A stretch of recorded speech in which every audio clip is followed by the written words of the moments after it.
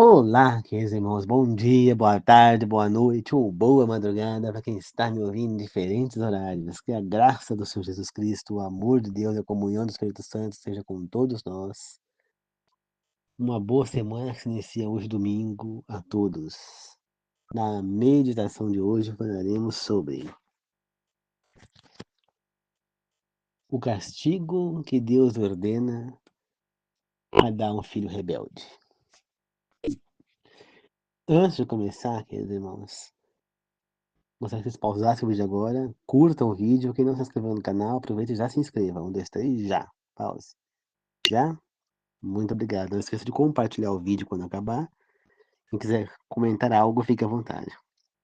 Agora vamos fazer uma oração para começar. Queridos amados, que o Senhor me ilumine, que o Espírito Santo fale através de minha boca, que eu seja apenas um instrumento.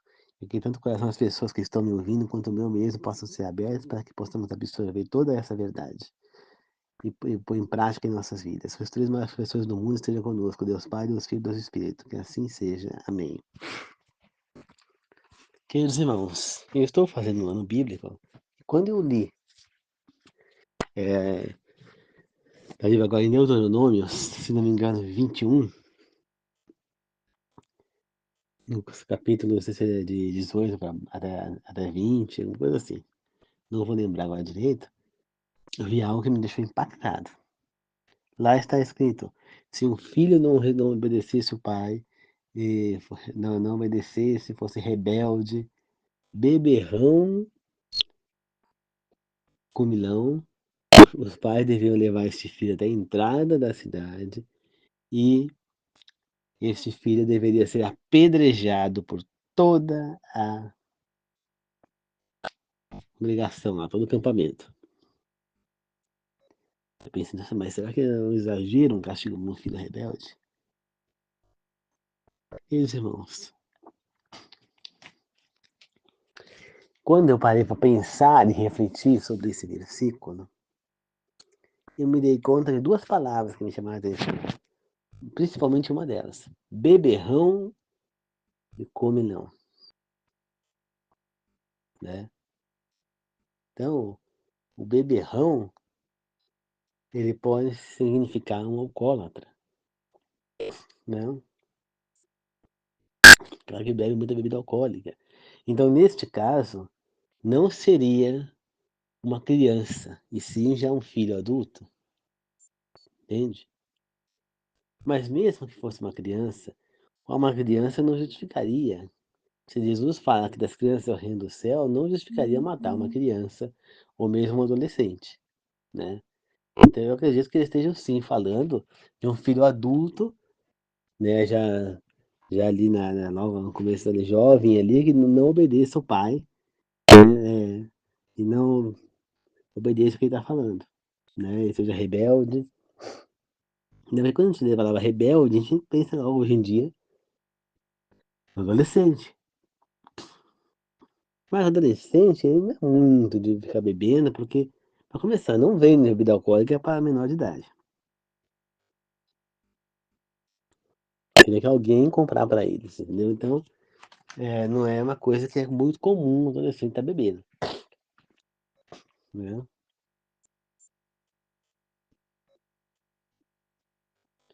A não ser que tenha pais que aceitem, né?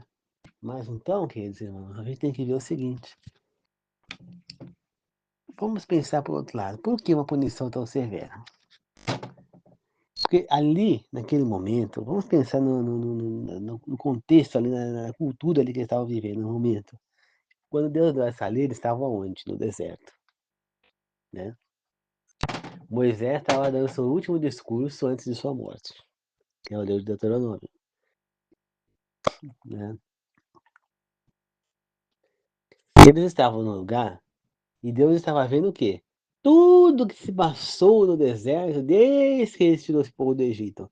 Quantas vezes que eles caíram em pecado? Quantas vezes que eles desejaram voltar para o Egito? Os castigos que Deus deu para eles no deserto. Então Deus sabia que aquele povo era um povo rebelde, que era um povo que não era temente a Deus. Tanto que quando eles ouvem a voz de Deus, Eles rejeitam ouvir a voz de Deus. Por quê? Porque eles tinham medo da voz de Deus, medo de morrer para estar ouvindo a voz de Deus ali. Vendo Deus no fogo lá. Porque eles não eram pessoas que eram tementes a Deus, diferentemente de Moisés, por exemplo, que a gente vê uma pessoa temente a Deus. Você vê que ele não só não tinha medo de estar com Deus, como ele pediu para ver Deus. A diferença, né? Então, o que Deus pensou ali? Precisa que pessoas sirvam de exemplo para aquele povo, para pôr medo nesse povo, porque esse povo é um povo que não vai ser controlado, ele é rebelde, é um povo totalmente descontrolado, descrente. E por isso ele deu outras leis, que não se misturasse com os povos que estavam lá, que era para matar todos, não era para deixar ninguém, porque Deus sabia que se deixasse um só povo, eles iam se contaminar com a fé daqueles povos. Porque era um povo que facilmente se desviava do caminho de Deus, né? Então você vê que eles fizeram bezerro de ouro, teve um momento que eles queriam voltar para o Egito, porque os espias foram espiar a terra prometida e falaram que era impossível vencer aqueles povos, que era gigante, e amedrontaram o povo. Eles ficaram apedrejar Josué e Caleb, né, que foram dois dos espias que foram, e os dois que estavam falando contrário aos outros 10, né. Então, queridos irmãos, quando nós olhamos, nós vemos o quê? Que, que era um povo muito corrupto. Depois a gente vê depois lá em seguida vem a rebelião de Corá, né? O próprio primo de Moisés, um levita, que se rebelou contra Moisés e Arão, querendo o lugar deles, e acabou ele, esposa, Datã, esposa e filhos, Abirão, esposa e filhos, todos foram engolidos pela terra vivos. Eles e tudo que pertencia a eles. Por quê? Porque eles se rebelaram contra Moisés e Arão e assim estavam se rebelando contra a vontade de Deus. Então você vê que era um povo que se rebelava. Quando a gente passar e ver no livro de Josué, nós vamos ver que Acã também se rebelou contra Deus ao tomar esporos de guerra, não obedeceu à vontade de Deus, acabou sendo morto apedrejado. Então você vê que a maioria dos crimes era punido com apedrejamento. E assim a gente vê que também um filho rebelde. A intenção de Deus ali não era, é, como é que fala, ser rude, ser violento, a ser muito rígido, mas tentar pôr ordem naquele povo. Porque aquele povo era um povo que daria trabalho, né? Então ele queria, porque ele precisava usar este povo para poder montar o quê? O livro sagrado, denominado hoje em dia como Bíblia, é o Novo e o Velho Testamento, ou ao Corão dos judeus, né? Que é o Corão, o livro dos judeus, que é o Velho Testamento, né? Entendeu? Então, Deus precisava montar esse, essa Bíblia Sagrada para as nações do mundo conhecessem a Deus e voltassem a Ele, né? Através desses livros. E é o que vem acontecendo, né? Comigo, com vocês que estão me ouvindo. Nós não somos de Israel, nós não vimos aqueles feitos, nós não tivemos acesso a nenhum descendente nosso que é descendente daquela época. Nós não somos descendentes daquele povo. Então, quem é descendente foi passando de geração em geração. Mas e as outras nações? Essas não foram passadas de geração em geração, né? Então precisava que, que acontecesse exatamente que aquele povo escrevesse a Bíblia para que todas as nações fossem abençoadas através deles, assim como Deus prometeu a Abraão, né? Que através da descendência dele o mundo seria abençoado. E é o que vem acontecendo. Entendeu? Então Deus segurou o máximo que ele pôde a rebelião, que era inevitável. Deus sabia disso. Que Israel ia se voltar contra ele, como aconteceu. Então, Aquilo é simplesmente para tentar segurar o povo. Então, se um filho fizesse tal coisa com os pais e ele fosse morto, os outros iam pensar 1000 vezes antes de fazer, igual nos Estados Unidos. O cara vai pensar 1 milhão de vezes em roubar. Depois que ele já viu vários ir pra cadeira elétrica, outros são presos perpetuamente. Então, você acha que eles vão se arriscar isso? Não. Você vê que as casas nos Estados Unidos nem muro tem. Agora vai fazer uma casa aqui no Brasil sem muro pra você ver o que vai acontecer. Por quê? Porque no Brasil não tem lei. No Brasil os caras matam, roubam, faz tráfico, daqui a pouco estão soltos.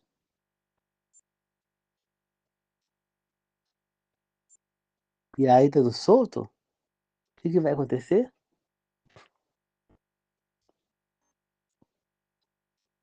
Voltam a roubar de novo, voltam a matar. Já vi cara que saiu em saidinha aí de feriado, e na saidinha matou um policial, matou uma outra pessoa, entendeu? Então, já vi vários casos. Então, gente, não tem essa saidinha, tá preso, tem que ficar preso. É mofar lá dentro, né? Tem que ser alguém pregar para eles, ajudar, para que eles sim possam se transformar. Se houver essa transformação realmente da pessoa, aí sim eu sou a favor de pôr a liberdade e tudo mais, dar uma segunda chance. Agora, para aquelas pessoas que se negam a mudar, que querem continuar nesse caminho, tem que ficar presa. Tem que ficar presa, né? Entendeu? Mas naquela época não tinha prisão, não tinha nada. Então os caras iam cometer crime e iam para onde? Expulso do deserto afora? Entendeu? Então, Deus estava fazendo uma maneira que aquele povo pudesse temer e não provocar atos errados de servir a ele. Se nem assim Deus conseguiu segurar aquele povo, imagina se ele não tivesse feito isso. Então, queridos irmãos, aí eu posso falar para vocês. Então quer dizer que hoje, eu vou ler a Bíblia, hoje eu vou isso lá, então quer dizer que hoje eu tenho que mandar apedrejar o meu filho, a minha filha, os meus filhos, porque são rebeldes?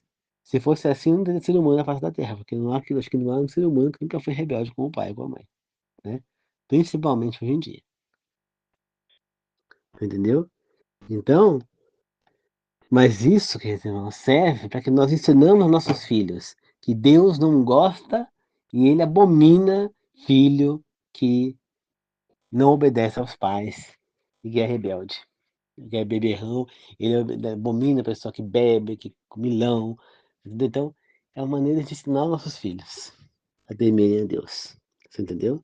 É uma boa estratégia usar usar essa parte da Bíblia para ensinar nossos filhos sobre obedecer pai e mãe.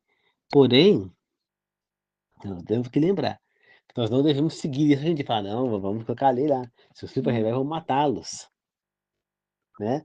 Você imagina a dor para um pai, você acha que o pai ia levar o próprio filho lá de bengala para ser morto, sabendo que se levasse lá ia ser morto? Eu acho muito acho que teve muito pai lá que teve o filho respondendo para ele, maltratando ele, e ficou quieto, para não ver o filho ser morto.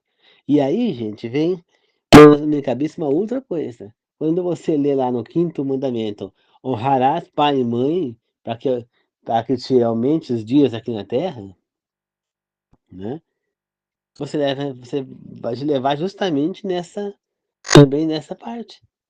Porque significa o quê? Se o filho não honrasse pai e mãe, seria apedrejado, entendeu? Uma coisa acaba ligando a outra. Então quer dizer que hoje em dia não precisa honrar pai e mãe, porque não vai aumentar meus dias na terra e diminuir? Vai sim. Porque hoje em dia, por mais que não haja mais não haja apedrejamento por um filho que é rebelde pai com mãe, mas um filho ou a filha pode ser preso na cadeia por maltratar ou desrespeitar o pai ou a mãe. Sim, pode. E outra, o filho que não obedece e não respeita o pai e a mãe, acaba se ferrando na vida. Por quê?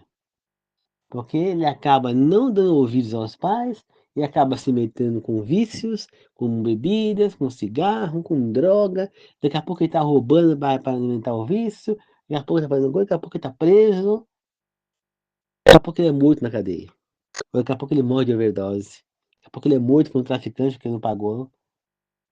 Gente, é o filho que não obedece pai e mãe, tem um destino terrível hoje em dia. Ele pode não ser apedrejado, mas ele vai ser que mas seria, eu garanto a vocês, seria muito melhor que eles fossem, do que o que eles passaram. Por isso nós precisamos obedecer e respeitar os nossos pais. Só que o obedecimento, não quando você tem 100% de certeza que o teu pai está errado, você deve manter o respeito, mas você não precisa obedecer, você sabe que está errado. Agora, você pode ouvir o seu pai e sua mãe, porque às vezes o que eles falam, até arrisco dizer que na maioria das vezes, Deus está falando com você através deles, entendeu? É claro, por exemplo, no caso da minha mãe aqui comigo, por exemplo, eu não escuto muito o que ela fala, por quê? Porque ela fala tudo contrário à minha fé. Então eu não tenho como ouvi-la. Como que eu posso ouvir uma pessoa que está falando contrário ao que eu acredito, né? Você entende, queridos irmãos? Então é isso, tá? Então vamos aprender a respeitar o pai e mãe, tá certo? E vamos compreender através desse versículo também que muita coisa que está na Bíblia não se vale para hoje em dia. Temos que aprender a adaptar, entender a realidade do momento, o porquê que foi dada aquela lei. Que nem, por exemplo, não podia se acender fogo quando foi dada a lei dos 10 mandamentos no sábado. Por que que não podia? Qual que era a cultura da época? A cultura da época era que para acender o fogo, você tinha que ir buscar lenha, procurar lenha no deserto, eles estavam no deserto. Então você tinha que procurar lenha no lugar onde não tinha lenha, trazer aquela lenha, ficar raspando, carregar aqueles pesos de lenha, que é pesado, ficar raspando um tempão uma na outra para sair a faísca lá e pegar fogo. Então é um esforço muito grande. Então, claro, naquela época não podia acender fogo no sábado, entendeu?